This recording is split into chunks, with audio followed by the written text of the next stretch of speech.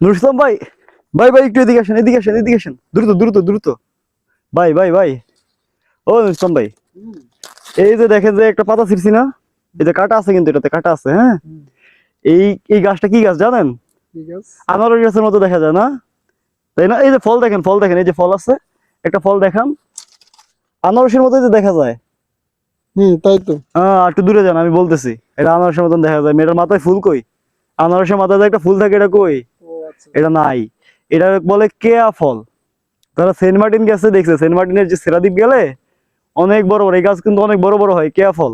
এই কেয়া ফল পাকলে কিন্তু খুব সুস্বাদু, কাঁচাও খাওয়া যায়। আর এই যে পাতা, আহ কেটে গেছে, এই যে দেখেন রক্ত রক্ত বেড়ে গেছে, এটা কিন্তু কাটা আছে। আর এই যে পাতা আছে না, এটা এই কাটা ফালায়, এটা এটা বিভিন্ন রোগের উপকার। যারা উদ্ভিদ বিজ্ঞান নিয়ে পড়াশোনা করছে তারা জানে যে কেয়া ফলের পাতা কতটা উপকার, এই ফলে কি কি পুষ্টি রয়েছে আমি জানি না। আর যারা জানেন তারা কমেন্ট করে জানাবেন।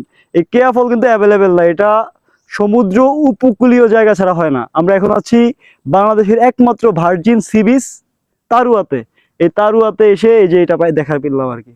এটা অনেকে কুকরিতে দেখে থাকবে, কুকরিতেও আছে খুব কম, তবে তারুয়াতে এটার পরিমাণ সবচেয়ে বেশি। তো এই কেয়া ফলটা খুবই উপকারী, এবং কি কি উপকার এটা যারা জানেন অবশ্যই কমেন্ট করে জানাবেন। আর যারা জানেন না তারা ভিডিওটা শেয়ার দিয়ে দেন, যে কেউ একজন কমেন্টে জানাবে আপনাকে।